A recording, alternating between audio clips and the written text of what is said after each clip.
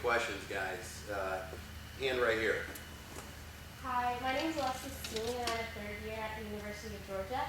And as many of you know, it's one thing to get someone to maybe like a post or favorite it, but it's another thing to actually get someone to comment or to engage.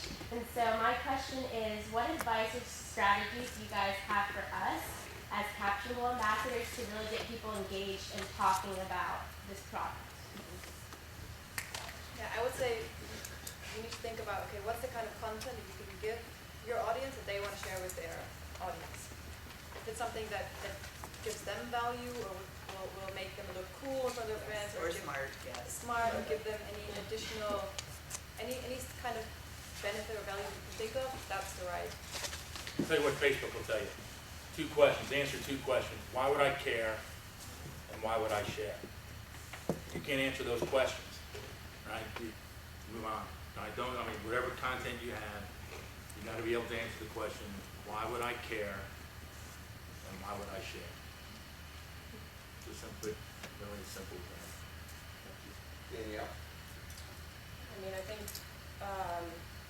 you guys know what you guys like best. So I think if you're making, you know, if it's genuine and it's funny and it shows a bit of personality and it's something you'd like yourself, there's a good chance that, you know, that people would like it as well. So if you think about it as you in the forefront, you know, what would I like to see? What would I like to share? And like that. There's a question here. I think you had it. Yeah. Stand up. And Hi, I'm Ivana. I go to Wake Forest University. Andrew and I, we are part of a style blog at Wake Forest, and I'm actually editor-in-chief of this blog. And one thing that we kind of struggle with sometimes, and this is specifically for you, Steph, we struggle with being relevant sometimes with social media, so Instagram, Facebook, all of that kind of stuff. What are some ways you guys at Tommy Hilfiger do to stay relevant? I mean, I know you, I follow you guys, and I know you guys do a lot of stuff with Alexa Chung and like Camila Coelho. I mean, you guys do have bloggers and fashion icons. But what are other strategies you guys do to kind of keep relevant to your audience? And this is for anyone, but So you mean like in terms of the topic, so the content that we're creating, Yeah. or the kind of platforms that we're using? Because you mentioned platforms. like ways that you guys kind of make your audience come back, if that makes sense. Yeah, I mean, it's definitely partnerships that are play a huge role. So you mentioned like Alexa Chung, for example. We work with people who kind of stand for the same brand values that we stand for. So really people that we can have also a longer term relationship with. So we don't just want to, like I said, pay them for one post or whatever, but we want to kind of build a relationship with these people and make sure that they also represent the brand for their audience.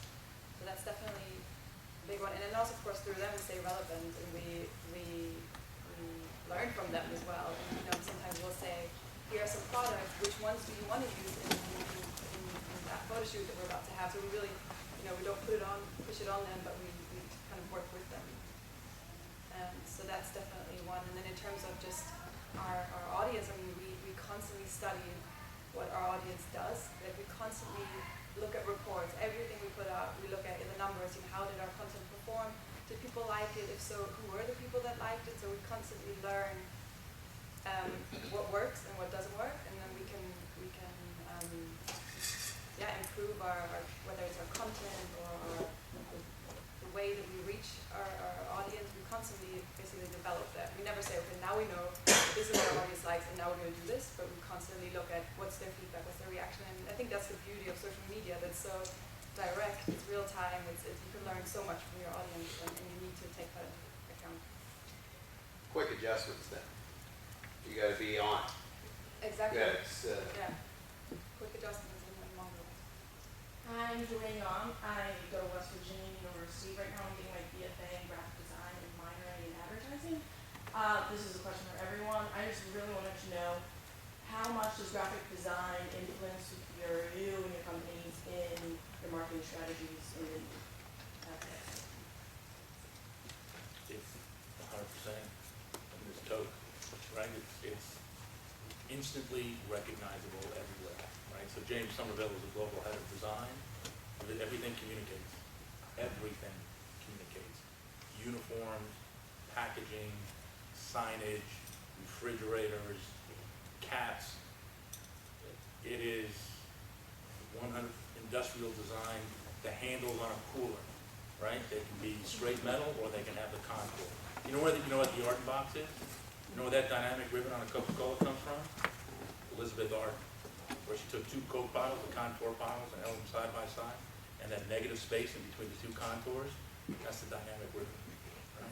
Everything has purpose. Everything has. You know a guy named Jonathan Ma who did the dynamic ribbon with two hands, a graphic design student in Hong Kong, who put the silhouette of Steve Jobs into the Apple logo when Steve Jobs, Steve Apple, that's design, right? Jonathan Ma who on Mac who did two hands holding in the middle of the dynamic ribbon. It's all design, all design. Furniture, the Navy chairs that Coke has. We work with Rydell, the glass makers, to custom design a glass that is just like a white wine glass versus a champagne flute versus a red wine glass versus a single malt whiskey glass, all of these very functional purpose-built glasses. We work with glass makers, glass blowers, industrial designers to manufacture the ideal glass for a Coca-Cola. There's nothing we do that doesn't inform design, but that isn't informed. Thank you. Stephanie, same answer. Um, Not same answer, same question. I mean, it's probably, Coca-Cola is probably the best example of that because like you said, everything that comes from Coca-Cola, you right away recognize that. And there are definitely some other brands in the fashion industry. I would say Burberry is an example that do such a good job of just, you'll see an image and without a logo, you know it's them. So then you know what kind of design work goes into that to create that kind of unique. You know, say about a Coke bottle, you can tell it in the dark, and you know when it's broken. Pretty good, right? Pretty good. Sounds like my head. Danielle, how would you, the question on design and graphic design informing your Yeah, business? for sure. I mean, graphic design is super important in my business as well. I mean, it's a very collaborative process between our team, the artists, us on the digital marketing side, creating what the album artwork is going to be or the single artwork. I mean, that's, kind of all graphic design. And I will say as a digital marketer, it's also really important to kind of have that background. We're turning out our own banners all the time. So if that's something you're interested in, that's a great background to have. But it's, when you're thinking about an album cycle, you need that album message to be cohesive. And that's the music, that's the visual, that's all those aspects of it. So, design is really important. Charles, I'm going to turn that question just a little bit because you have to link graphic design to game design, and then you do our videos as well. And there's continuum for all of that content, but it's to say it's challenging is an understatement. How would you address that question? So if you're going into graphic design or film or any type of creative media like that, it really helps to wear a lot of hats to be able to do a lot of things. The first thing I did, my first job, was I became indispensable. I learned how to do all of the things I might be asked to do, and then I learned some new things that they haven't thought about, and I was the only one who could do them. So, from those experiences, I've worked in, like you said, I've worked in broadcast and web and print and mobile. That's really indispensable in this industry because there's a ton of graphic design. I'll just tell you right now, everyone does graphic design, and so if you can do a little bit more, if you can program, I mean, your value just skyrockets. Or if you can do something else like that,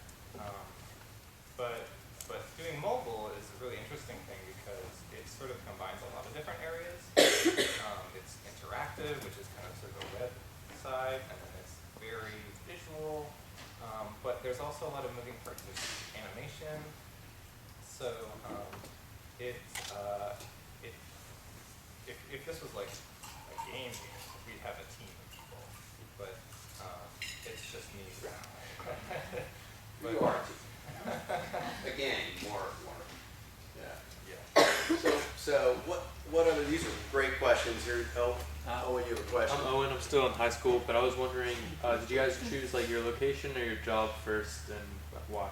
This can go for anybody, but because if you have like a certain place you want to live and a certain place you want to work, or vice versa, just which one did you choose first and why? Go down, Charles. You start. I mean, I chose where I could move. So, you know, first of all, I wanted to have a job, so I had to move to a city. And then I chose a place where I knew somebody, so you know, have a base. And then it sort of branched out from there, and then my career sort of taken over after that. But you usually need like a starting spot. Right. I picked my job first, but I will say I think it's really important that you figure out what you want to do. I think it's figure out the job first and figure out where that lives, because a lot of people, even people talk about New York and other places, I think depending on the job, there's a lot of really cool emerging spaces where certain parts of the country, certain parts of the world have that in greater concentration. So I would say I would recommend more of the find the job first. If you really don't know what you want to do, you might become a product person if you're stuck somewhere between technology and design. But all that said, I would go with the job Yes. first. Let me clarify my point. Like, if you are going into, if you don't really know what you're doing yet, and you just want like to be at like some tech company, well, there's a ton in California, but there's also a ton in New York. So, I mean, either of those places would probably work out pretty good. And yeah, there's a huge emerging tech scene here in the city, which a lot of people aren't aware of, but it's Georgia's done a lot to foster that. Georgia Tech, all of that. Big resources.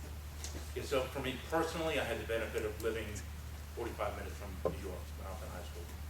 So I kind of knew what I wanted to do. I started off in the advertising business. So, I mean, New York is the capital of the advertising world. So, it never even occurred to me that would have to be a choice that people would face, to be honest with you. So, I called a lucky break that one.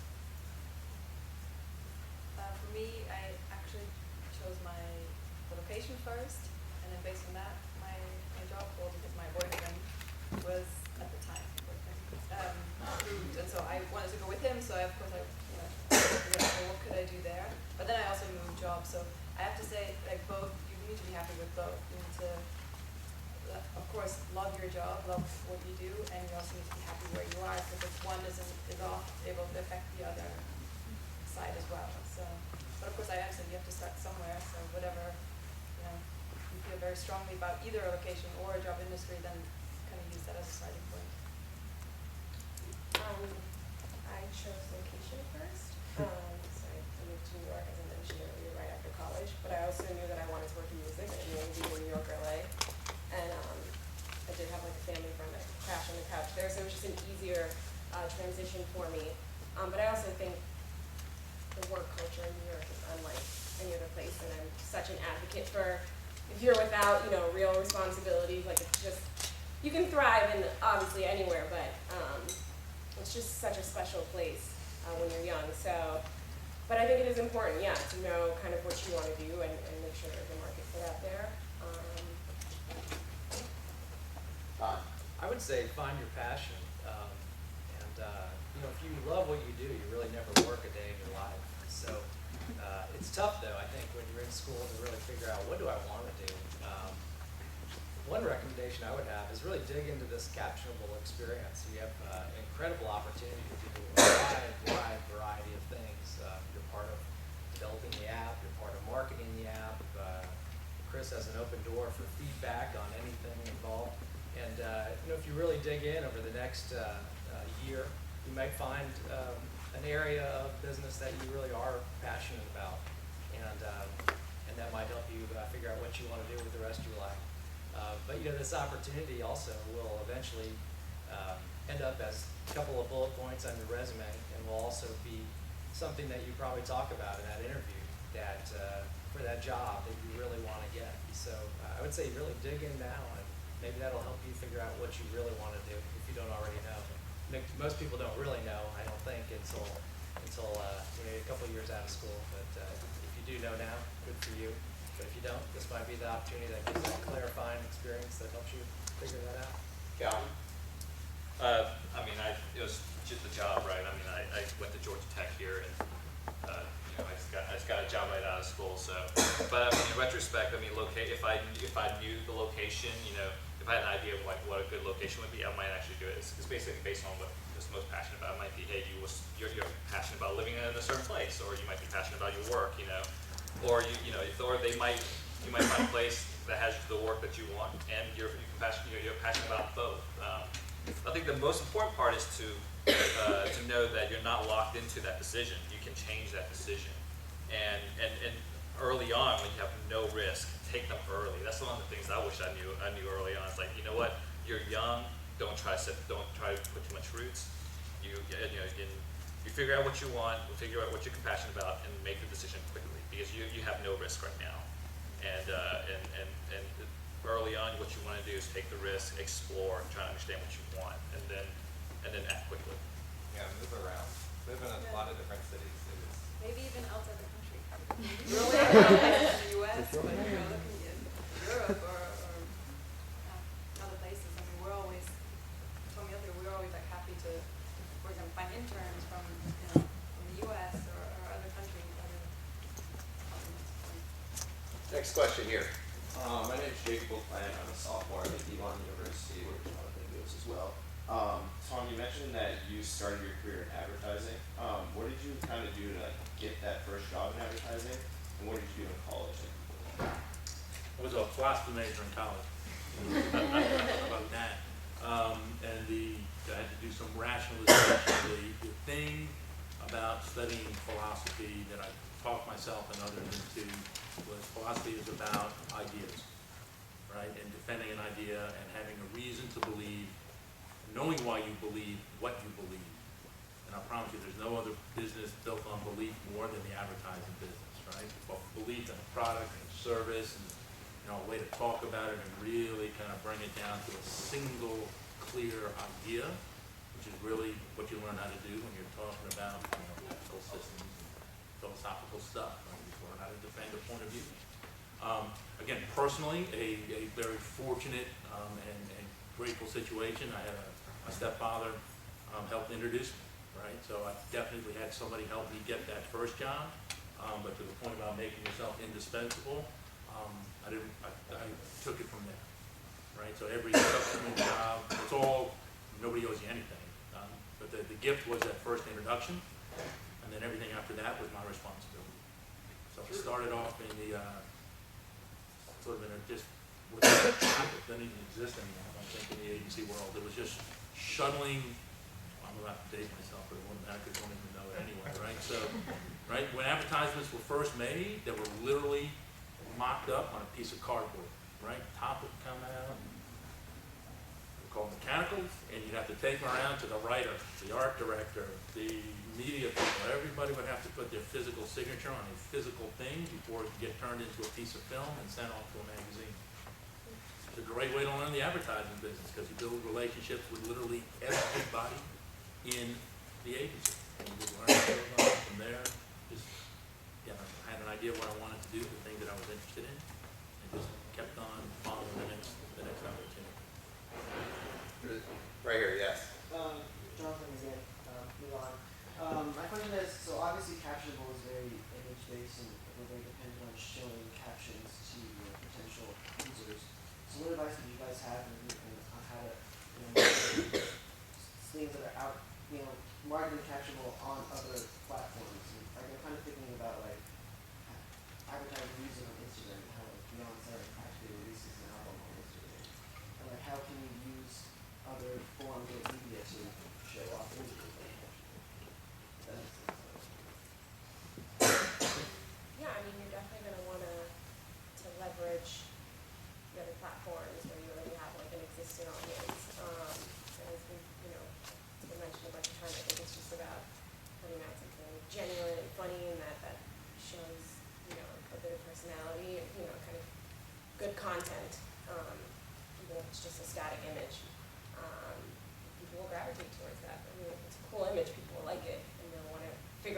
that's about, and they'll want to come to the platform and try it out for themselves. So Like screenshots or. yeah, I mean, that's the way all of these games, like Trivia Crack, I know a couple people mentioned, it's huge now. I'm seeing like 1 million people tweet about it. You know, I may not necessarily be on the platform, but I keep seeing it everywhere now. I'm like, all right, I gotta see, find out what that's about. So, yeah, I think it's a huge part of it is going to be about sharing it on other platforms and kind of triggering some interest. Jonathan, one thing that will be revealed in the technical session is that you can actually send somebody a link and they can click on it and they can play the web version of it and then click to download it. So you can have you'll have the image, but then you can solve it dynamically even without having it. Yeah, I think my sort of, maybe it's not quite unsolicited because you asked the question, but I would make Captable as amazing as you can possibly make it for 6 months, a year, as long as the business plan allows, and then the answer to your questions will reveal itself. Somebody will figure out what it's good for, right? Pinterest has no idea how they're going to integrate brands. You know, Instagram has no idea how they're going to integrate brands. Now they just made something big and powerful and relevant and make that happen. I mean, Google, they don't have any idea how to make money on anything. They just make it.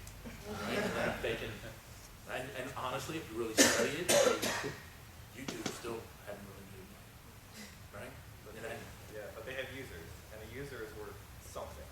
We don't know what exactly. Yeah. What of them. yeah, so I would just make it amazing. Really make it awesome. Listen to people, listen to what they say, take their advice, right? Respond to what they're telling you, grow it, and then the essence of your question, how do you start using it for other purposes, will reveal itself. I think this relationship is very symbiotic. I mean, if you look at these new networks, usually it takes like a couple of early adopters to really figure out how to use it and how to integrate to grow their audience. If you look at like when Vine started launching, there was a handful of people that just jumped onto it. They were able to jump on quickly and understand how people want to interact with it, and they were able to build an audience. Good opportunity for you guys to build an audience. So take audiences from the other platforms, build strong audience, and maybe then you can actually just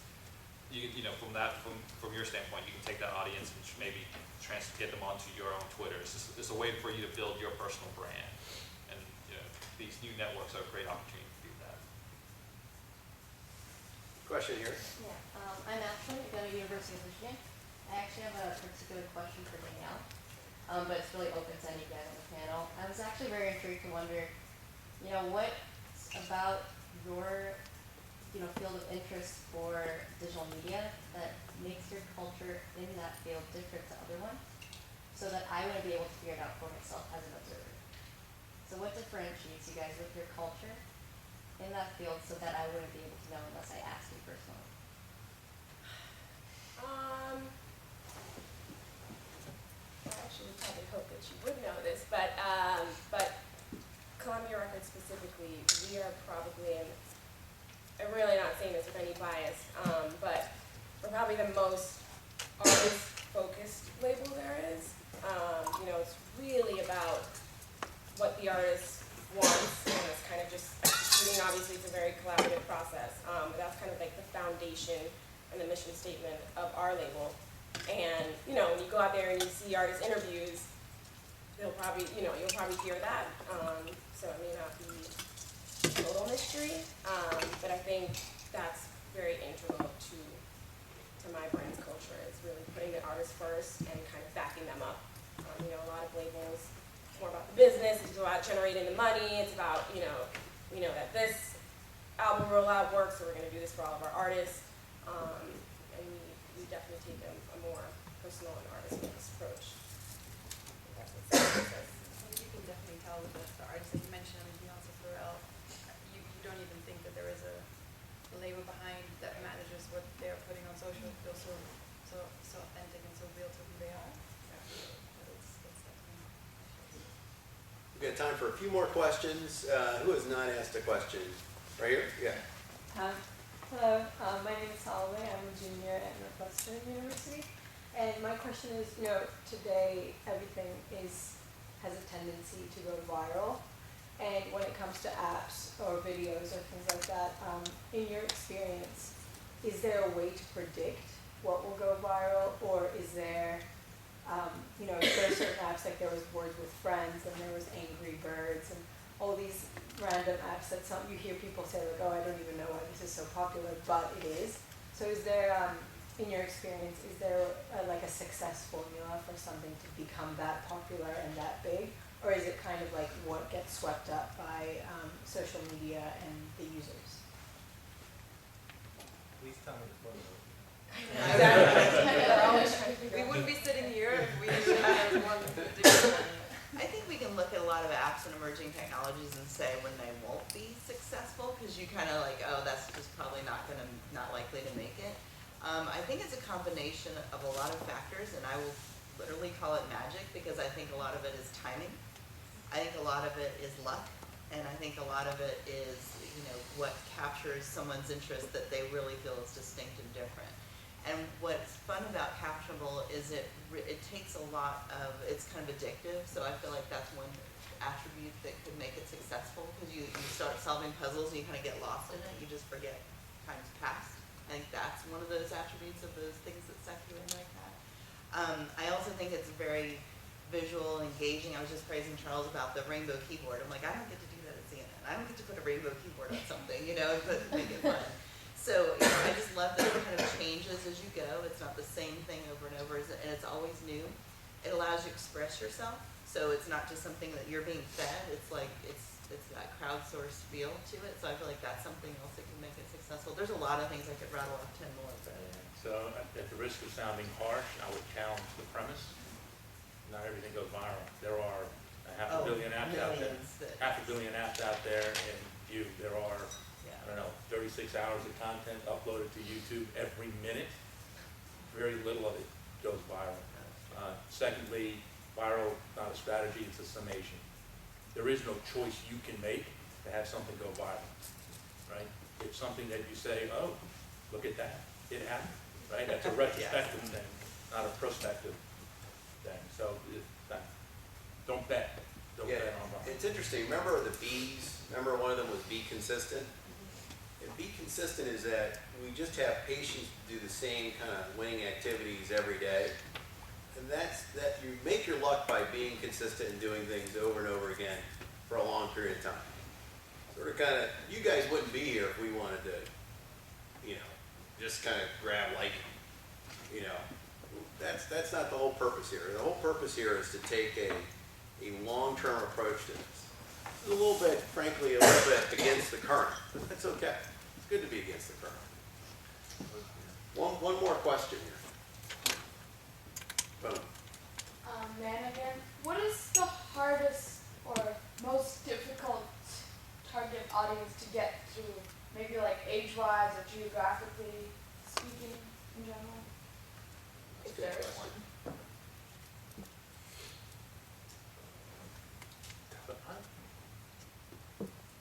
Your generation, I mean, you know, they're super connected and super savvy, right? And they know what advertising is, and they make choices. In many developed markets, they have some level of affluence, so they have spending power. It's not true universally, but it's probably universally true that folks are connected, right? And they know, but it's just a younger audience. We'd be nice to catch all answers. I imagine that's always a continual challenge that always grab the younger person, right? Danny else have any same answer or a different version of that answer? Or?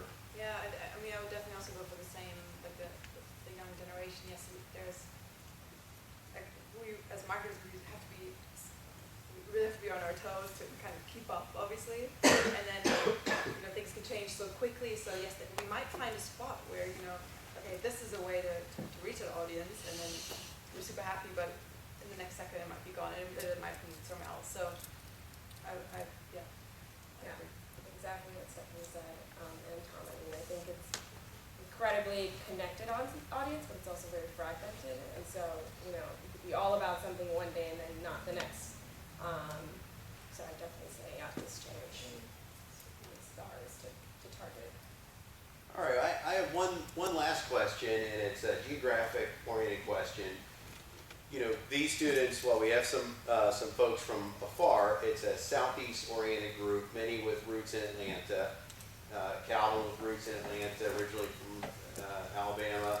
Now, Charles, you have some serious roots here in Atlanta. I do, yeah. So we're an Atlanta company, and a Southeast company. And we told this group at the beginning, one of our things is, you know, a lot of this kind of stuff comes out of California, Silicon Valley, which is fine and great.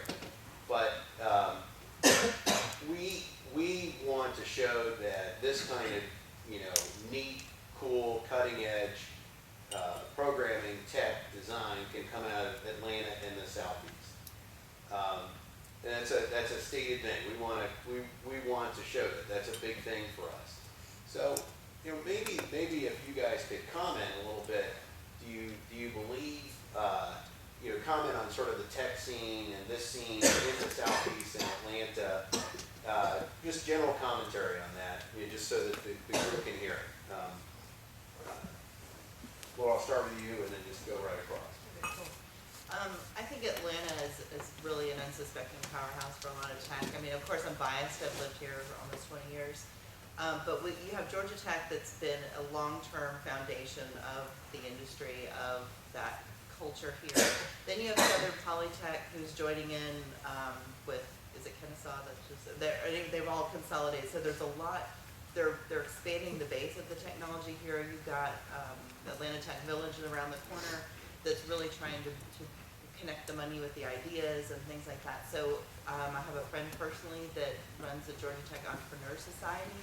That his sole focus after he sold 2 companies was to help young people figure out how to translate that idea into something real that could work in the mechanics of business. They also have the Georgia Tech Research Institute. There's GTRI. There's a huge embedded base and an emerging base of technology professionals. And the thing is that attracts a lot of companies. As you have those shiny objects to attract companies, then you can bring in more and more technology. It just kind of feeds on itself. So I feel like we have an established base, we have an emerging base, and that's going to continue feeding into the support we have in Atlanta for those companies coming here that aren't already here. So I do a lot of work with the Metro Atlanta Chamber of Commerce. I am on the what's known as the Mobility Task Force, which is a Chamber of Commerce initiative intended to grow GDP in Atlanta. Right? We want to create jobs in Atlanta. And the word and the language we use is Atlanta is where mobility meets the real world.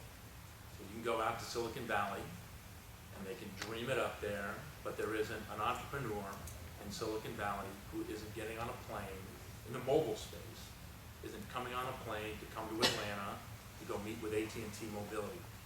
Because if it doesn't work on AT&T Mobility, it's not going to work. Right? They're going to get technology from Georgia Tech, from the ATDC, from Kennesaw, from Georgia State, from the university system here. They're going to knock on my door at Coca-Cola because they want brand advertising dollars. They're going to knock at Home Depot, Delta, Georgia Pacific, Newell, Rubbermaid. You know, there are billions and billions of advertising dollars being managed here in Atlanta. There is a thriving startup community, ATDC, as we said, Tech Village, as we said, Hypopotamus, dozens, more and more incubators, accelerators, and startups coming out of Atlanta. It is demonstrably one of the hottest tech cities in the country. So this is a great place to start.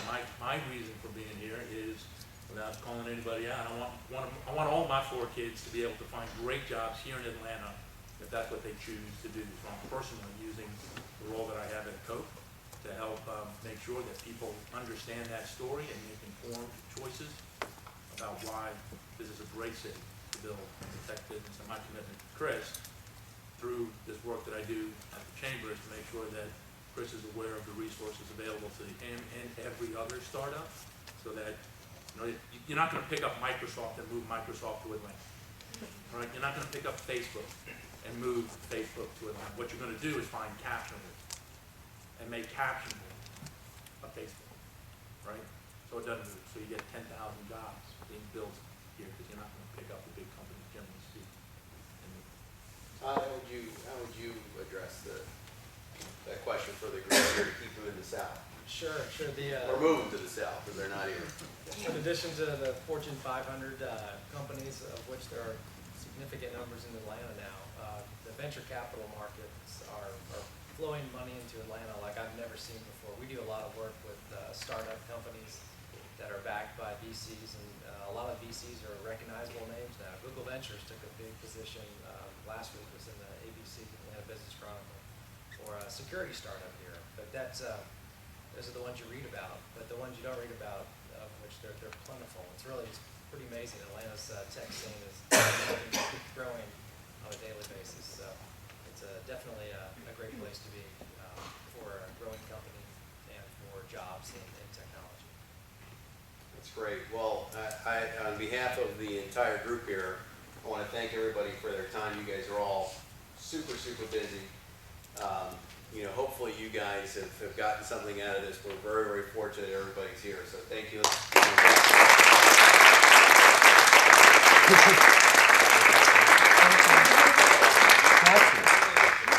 Just so everybody knows, there's a short break, and Nicole has arranged some incredibly elaborate boxed lunches. The best boxed lunches I've ever seen. So, and that's open for the panel too. And then while you guys are chewing, Charles, after you guys are gonna get settled, is gonna do a technical session. Nicole, do you have anything else? They're on the tables with your name on them. It's a little messy because they weren't on them, so I just scribbled them on there. So just grab one and come find a seat. And if you guys need, like, if water is getting empty or things like that, just let me know. We want you to switch seats again. So when you come back, switch seats. You got to meet somebody else. That's the whole idea.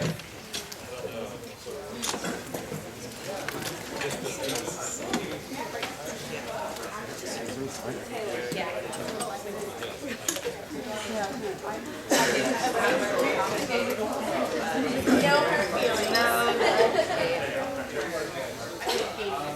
Oh yeah. Next year too. Great.